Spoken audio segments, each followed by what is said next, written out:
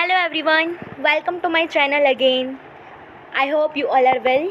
तो आइए आज का टॉपिक डिस्कस करते हैं। आज हम इस कंप्लीट सेशन में डिस्कस करने वाले हैं कि हमारा जो फाइनेंशियल सिस्टम है वो क्या होता है। फाइनेंशियल सिस्टम के बारे में कंप्लीट आज हम इस वीडियो में डिस्कस करने वाले हैं कि फाइनेंशियल सिस्टम का मीनिंग क्या है, इंडियन फाइनेंशियल सिस्टम क्या होता है, फाइनेंशियल सिस्टम के क्या क्या कंपोनेंट्स हैं, जिसके कंपोनेंट 4 कंपोनेंट्स आते हैं जो कि यहाँ मेंशन है। लाइक फाइनेंशियल इंस्टीट्यूशंस क्या है, फाइनेंशियल मार्केट क्या है, फाइनेंशियल इंस्ट्रूमेंट क्या है और फाइनेंशियल सर्विसेज क्या है। एंड में हम डिस्कस करेंगे कि हमारा जो फाइनेंशियल इंस्टीट्यूशंस है उसके क्या क्या फंक्शंस हैं। तो ये कंप्लीट सेशन आज हम इस वीडियो में डिस्कस करने वाले हैं। तो आइए let's start it. Firstly, what is the meaning of financial system कि फाइनेंशियल सिस्टम क्या होता है। देखिए, फाइनेंशियल सिस्टम मतलब क्या होता है, एक होते हैं हमारे सेवर्स और एक होते हैं हमारे यूज़र्स। यानी कि सेवर्स जो कि फ़ंड को सेव करते हैं और यूज़र्स जिन्हें फ़ंड्स की रिक्वायरमेंट होती है। ठीक है, तो जो हमारा फाइनेंशियल सिस्टम होता है वो एक लिंक का काम करता है, वो एक चैनल का काम करता है। जो भी मनी है, जो भी फंड्स हैं उनको फ्लो करने के लिए, जो भी सेवर्स हैं उनसे लेकर जो भी यूज़र्स हैं उन तक फ्लो करने का जो काम होता है वो हमारा करता है फाइनेंशियल सिस्टम। तो फाइनेंशियल सिस्टम वर्क करता है एज अ चैनल, जो कि हमारा फंड जो कि हमारे यूज़र्स के पास है उनको कैसे फ़्लो किया जाए, हमारे सेवर्स के पास जो फंड है उनको यूज़र्स तक कैसे फ़्लो किया जाए। तो इसका काम जो करता है, चैनलाइजिंग का काम जो करता है वो करता है हमारा फाइनेंशियल सिस्टम। ठीक है, तो ये है हमारा अबाउट फाइनेंशियल सिस्टम। नेक्स्ट है हमारा इंडियन फाइनेंशियल सिस्टम। तो इंडियन फाइनेंशियल सिस्टम जो है वो 4 चीज़ों से मिलकर बना है बेसिकली। तो ये मैट्रिक्स है जो कि 4 चीज़ों से मिलकर 4 चीज़ों का कॉम्बिनेशन है ये, जिसमें आते हैं हमारे फाइनेंशियल इंस्टीट्यूशंस, उसके बाद हमारी आती हैं फाइनेंशियल मार्केट, उसके बाद हमारे आते हैं फाइनेंशियल इंस्ट्रूमेंट्स एंड लास्ट में आती है हमारी फाइनेंशियल सर्विसेज। तो इन चारों चीज़ों को मिलाकर बनता है हमारा इंडियन फाइनेंशियल सिस्टम। तो फाइनेंशियल सिस्टम, जैसे कि मैंने अभी पीछे बताया कि फाइनेंशियल सिस्टम एक लिंकेज का काम करता है, एक चैनल का काम करता है। फंड्स को ट्रांसफ़र करने से जो सेवर हैं, जैसे कि जो इंडिविजुअल्स होते हैं, जैसे कि हम ए पर्सन जो है वो 100 रुपीज़ अर्न करता है। Like suppose there is example कि ए पर्सन जो है वो 100 रुपीज़ अर्न करता है, राइट। अब ये 100 रुपीज़ में से जो 40 रुपीज़ है उसका ये एक्सपेंडिचर कर देता है, ठीक है, और जो 60 रुपीज़ है उनको ये सेव कर लेता है। ठीक है, अब ये जो 60 रुपीज़ इसकी सेविंग है, इसने सेव कर लिया। और कुछ यूज़र्स हैं इसके, जैसे कि बड़ी बड़ी इंडस्ट्रीज़ हैं, बड़े बड़े बिजनेस हाउसेज हैं जिनको फ़ंड की रिक्वायरमेंट होती है। ठीक है, तो अब जो फाइनेंशियल इंस्टीट्यूशन क्या काम करेगा कि जो ये सेवर है जिन्होंने इस फंड को सेव किया 60 रुपीज़ का, इसको चैनलाइज करेगा सेवर से यूज़र तक। तो this is the main work of financial system कि वो फंड्स को चैनलाइज करता है जो भी सेवर्स हैं उनसे यूज़र्स तक। और Indian financial system basically 4 things से मिलकर बना है, जो कि है financial institution, financial market, financial instrument and financial services. Next, जैसे कि इसमें हमको शो भी हो रहा है कि जो इंडियन फाइनेंशियल सिस्टम है वो बेसिकली 4 चीज़ों से मिलकर बना है। फर्स्ट होता है फाइनेंशियल इंस्टीट्यूशन, सेकंड होता है फाइनेंशियल मार्केट, थर्ड होता है फाइनेंशियल इंस्ट्रूमेंट्स और फोर्थ होता है हमारा फाइनेंशियल सर्विसेज। तो इन चारों चीज़ों से जो हमारा बना है वो बना है हमारा इंडियन फाइनेंशियल सिस्टम। तो एक एक कर हम इंस्ट्रूमेंट्स को पढ़ेंगे कि ये चीज़ें होती क्या हैं। इन चारों की कॉम्बिनेशन से बनता है हमारा इंडिया का फाइनेंशियल सिस्टम।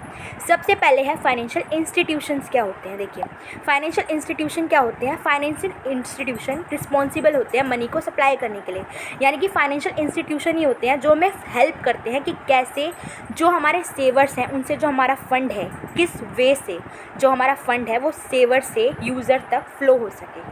तो ये कुछ मीन्स होते हैं, यानी कि इन मीन्स के थ्रू जो हमारा, इन मेथड्स के थ्रू हमारा जो फंड है वो हमारे जो सेवर्स हैं उनसे यूज़र्स तक चैनलाइज हो जाता है, सप्लाई हो जाता है। जैसे कि फाइनेंशियल इंस्टीट्यूशंस हो गए, हमारे कमर्शियल बैंक हो गए, इन्वेस्टमेंट बैंक्स हो गए। यहाँ पे एग्जांपल दे रखा है commercial bank, investment bank, brokerage firm, insurance company, assets management fund. तो these all are the most common example of financial institution. यानी कि ये सिर्फ हेल्प करते हैं कि कैसे जो फंड है, इनकी हेल्प से जो फंड होता है वो एक सेवर से यूज़र तक चैनलाइज हो जाता है। तो इसे हम बोलते हैं फाइनेंशियल इंस्टीट्यूशंस।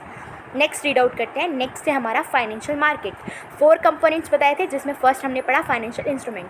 फाइनेंशियल मार्केट क्या होते हैं। देखिए, हमारे बहुत सारे इंस्ट्रूमेंट होते हैं, ठीक है।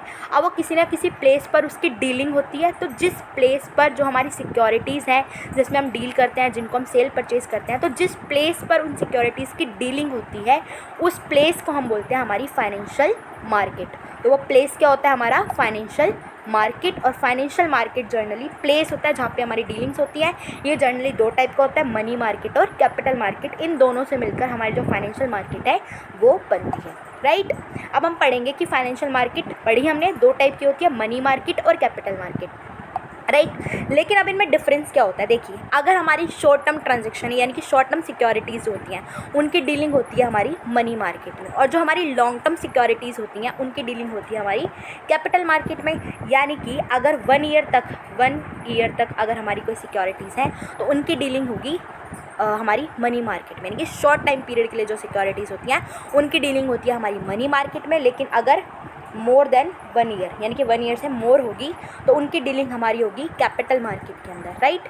तो these are all the concept of financial market. कि फाइनेंशियल मार्केट दो टाइप की होती है जहाँ पर हमारी सिक्योरिटीज़ की ट्रेडिंग होती है यानी कि सेल परचेज होती है। नेक्स्ट कैपिटल मार्केट भी हमारी दो पार्ट्स में बाइफ्रगेट हो जाती है। जो कैपिटल मार्केट होती है वो दो टाइप की हो जाती है हमारी, कौन कौन सी है, प्राइमरी मार्केट और सेकेंडरी मार्केट। प्राइमरी मार्केट क्या होती है, जब भी कोई सिक्योरिटी फर्स्ट टाइम इशू होती है ना, जैसे कि हमने शेयर इशू किए, अगर मेरी कंपनी पहली बार उन शेयर्स को इशू कर रही है तो वो कहाँ पर सबसे पहले इशू होंगे, वो सबसे पहले डील करेंगे हमारी प्राइमरी मार्केट में। और अगर कोई कंपनी है जो कि पहले शेयर इशू कर चुकी है वो दोबारा से अपनी कैपिटल को इंक्रीज़ करने के लिए दोबारा से शेयर्स को इशू करती है, तो उन मतलब दोबारा से अगर उन्हीं शेयर्स की लाइक पहले एक शेयर जो है वो इशू हो चुके हैं, अगर उन्हीं की दोबारा से ट्रेडिंग होगी, दोबारा से सेल परचेज होगा उन्हीं शेयर्स का, तो वो होगा हमारा सेकेंडरी मार्केट में। यानी कि ये डील करती है जब फर्स्ट टाइम जो भी सिक्योरिटीज़ होती हैं, जब फर्स्ट टाइम उनकी डीलिंग होती है तो वो डील करती है हमारी प्राइमरी मार्केट में। लेकिन जब फर्दर उनकी डीलिंग होती है, फर्दर उनकी सेल परचेज होती है, तो वो हमारा डील करता है सेकेंडरी मार्केट में। This is all about the financial markets. Next पढ़ते हैं, तीसरा है फाइनेंशियल इंस्ट्रूमेंट। ठीक है, अभी तक हमने पढ़ा कि फाइनेंशियल मार्केट, फाइनेंशियल इंस्टीट्यूशन पढ़ रहे हैं अब हम कि फाइनेंशियल इंस्टीट्यूशन क्या होते हैं। तो फाइनेंशियल इंस्टीट्यूशन पढ़ लिया हमने, फाइनेंशियल मार्केट पढ़ ली है। अब हम पढ़ने जा रहे हैं कि फाइनेंशियल इंस्ट्रूमेंट क्या होता है। देखिए, फाइनेंशियल इंस्टीट्यूशन जो हमें एक वे प्रोवाइड करते हैं कि कैसे जो फंड है उसको चैनलाइज किया जा सकता है। फाइनेंशियल मार्केट जिस प्लेस पर हमारी सिक्योरिटीज़ डील होती हैं। फाइनेंशियल इंस्ट्रूमेंट मतलब होता है सिक्योरिटीज़, यानी कि जिसमें जिन सिक्योरिटीज़ में हम डील करेंगे, जो सिक्योरिटीज़ ट्रेड होंगी, जिन सिक्योरिटीज़ का सेल परचेज होगा, उन्हें हम क्या बोलते हैं, हमारे फाइनेंशियल इंस्ट्रूमेंट। यानी कि जिन सिक्योरिटीज़ में हम डीलिंग करेंगे, फाइनेंशियल मार्केट तो हो गई कि जिस प्लेस पर उनकी डीलिंग होगी। फाइनेंशियल इंस्टीट्यूशन होता है जिस मीन्स के थ्रू, यानी कि बैंक के थ्रू होगी या इंश्योरेंस के थ्रू होगी, किस मीन्स के थ्रू उनकी डीलिंग होगी। लेकिन फाइनेंशियल इंस्ट्रूमेंट मतलब होता है कि किस चीज़ में हम डीलिंग करने वाले हैं, यानी कि हम इक्विटी में डील करने वाले हैं, हम डेट में डील करने वाले हैं, हम किस चीज़ में डील करने वाले हैं। तो जो भी हम जिस भी सिक्योरिटी में हम डील करते हैं उस सिक्योरिटीज़ को हम हमारी बोलते हैं फाइनेंशियल इंस्ट्रूमेंट, राइट। अब फाइनेंशियल इंस्ट्रूमेंट के आगे टाइप्स पढ़ते हैं। फाइनेंशियल इंस्ट्रूमेंट बेसिकली हमारा दो टाइप का होता है, ओनरशिप बेस्ड सिक्योरिटीज़ और डेट बेस्ड सिक्योरिटीज़। देखिए, जो सिक्योरिटीज़ होती हैं वो दो टाइप की होती है, ऑनरशिप बेस्ड सिक्योरिटी और डेट बेस्ड सिक्योरिटीज़। दोनों में डिफरेंस क्या होता है, जो ऑनरशिप बेस्ड सिक्योरिटीज़ है इसमें रिस्क ज़्यादा होता है, और रिस्क ज़्यादा होता है तो इसमें रिटर्न भी ज़्यादा होता है, ठीक है। और जो डेट बेस्ड सिक्योरिटीज़ होती है इसमें जो हमारा रिस्क होता है वो कम होता है। और अगर आपको पता है रिस्क और रिटर्न ये दोनों एक पॉजिटिव कोरिलेशन में चलते हैं, रिस्क ज़्यादा होगा तो रिटर्न भी ज़्यादा होगा, रिस्क कम होगा तो रिटर्न भी कम होगा। तो इसलिए डेट सिक्योरिटीज़ में अगर रिस्क कम है तो हमारा जो रिटर्न होगा वो भी क्या होगा, कम होगा, ठीक है। ओनरशिप में जनरली होता है कि जब हमें किसी कंपनी पे ओनरशिप लेनी हो, कंट्रोल लेना हो, तो हम कौन से सिक्योरिटीज़ में डील करते हैं, ओनरशिप सिक्योरिटीज़ में। लेकिन अगर हमें कंपनी को लोन के थ्रू पैसा देना, अपने रिस्क को कम करना है, मिनिमाइज़ रखना है, तो हम डील करते हैं जनरली डेट बेस्ड सिक्योरिटीज़ में, राइट।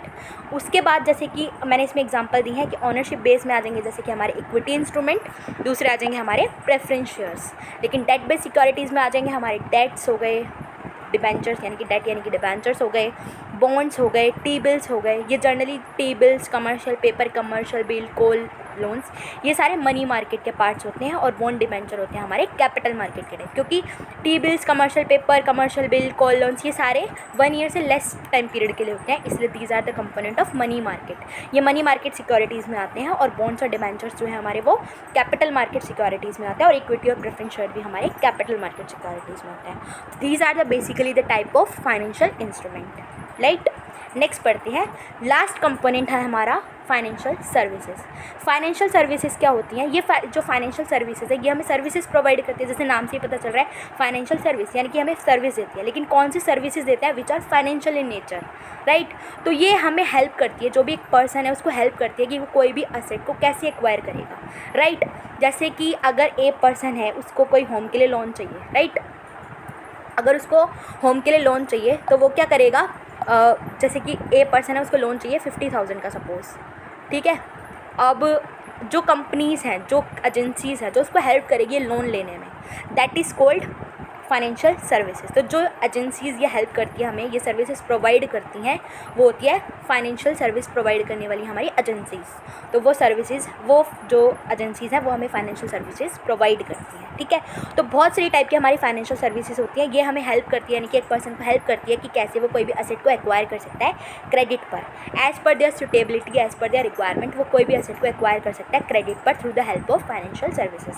अब कुछ हमारी फाइनेंशियल सर्विसेज के एग्जाम्पल है, जैसे कि हायर परचेज में क्या होता है कि हम जो इंस्टॉलमेंट में पेमेंट करते हैं, राइट। तो ये जो सर्विसेज है ये भी हमारी फाइनेंशियल सर्विस है। मर्चेंट बैंकिंग की सर्विस हो गई जो कि कंपनी को प्रोवाइड की जाती है। अंडर राइटिंग की सर्विसेज हो गई। अंडर राइटिंग में जो एक अंडर राइटर होता है वो हेल्प करता है हमारे शेयर्स को सेल करने में। वही रिस्पॉन्सिबिलिटी भी लेता है कि अगर हमें मिनिमम सब्सक्रिप्शन हमारी कंपनी को नहीं मिला तो इन केस जो बचे हुए शेयर्स होंगे वो खुद सब्सक्राइब कर लेगा उन शेयर्स को, राइट। ब्रोकरेज हो गया। अंडर राइटिंग और ब्रोकरेज में यही डिफरेंस होता है कि ब्रोकरेज में वो सिर्फ शेयर्स को दूसरों को सेल करने में हेल्प करता है, वो खुद शेयर्स को परचेज करने की रिस्पॉन्सिबिलिटी नहीं लेता। लेकिन अंडर राइटिंग में वो कहता है, जो पर्सन है जो इसमें इन्वॉल्व है अंडर राइटर, वो कहता है कि अगर कंपनी को मिनिमम सब्सक्रिप्शन नहीं मिला तो वो खुद जो बचे हुए शेयर्स हैं उनको खुद परचेज करेगा, तो he is called under writer, right.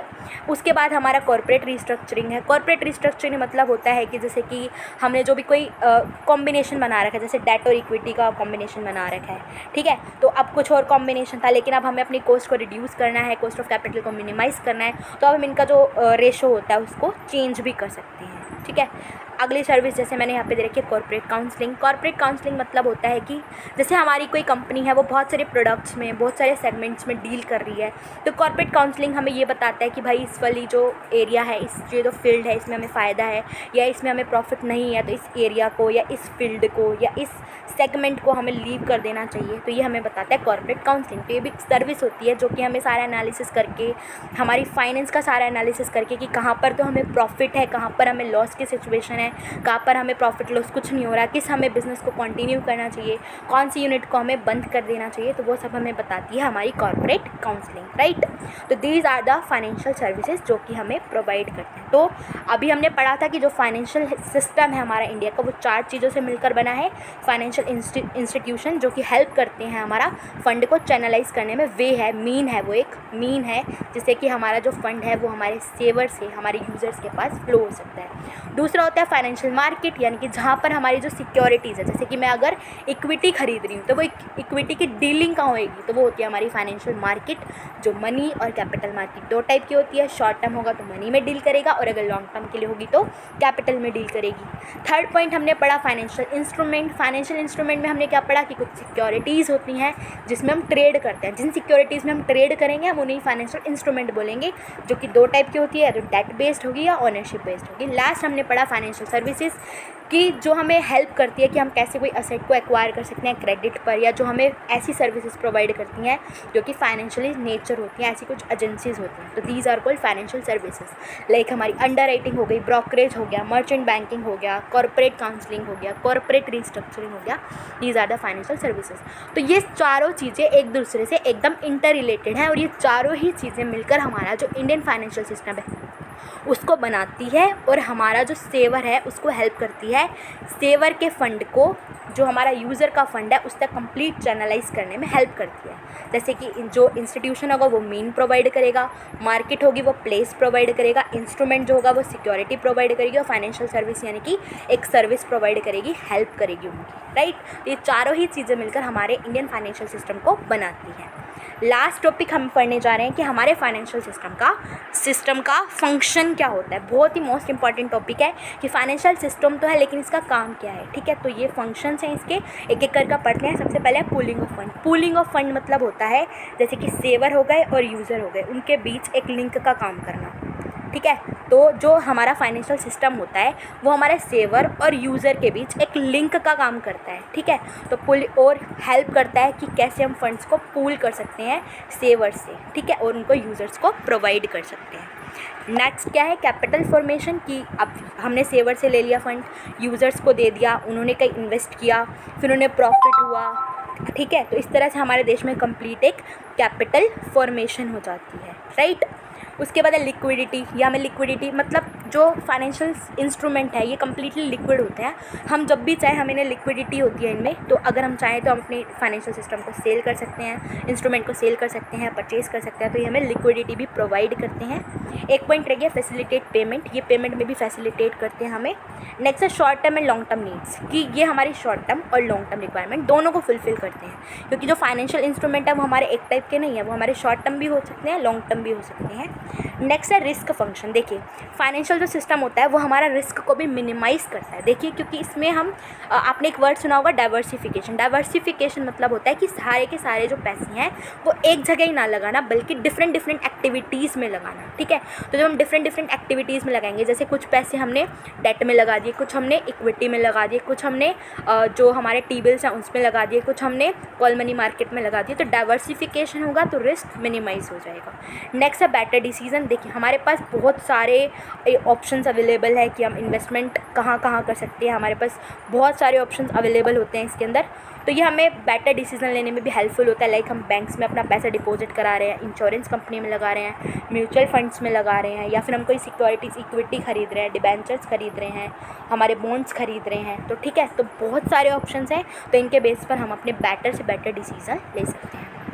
Next क्या है, फाइनेंस गवर्नमेंट नीड्स। कई बार फाइनेंशियल इंस्ट्रूमेंट का नीड गवर्नमेंट भी करती है, कई बार गवर्नमेंट को भी फंड्स की रिक्वायरमेंट होती है, तो गवर्नमेंट भी फंड्स को एक्वायर करने के लिए समटाइम फाइनेंशियल इंस्ट्रूमेंट्स का यूज़ करती है और पब्लिक से फंड्स को एक्वायर कर लेती है, ठीक है। तो इसलिए कई बार गवर्नमेंट्स की नीड्स को भी सेटिस्फाई करता है। लास्ट है हमारा इकोनॉमिक डेवलपमेंट, की फाइनेंशियल सिस्टम की वजह से हमारा इकोनॉमिक डेवलपमेंट भी होता है।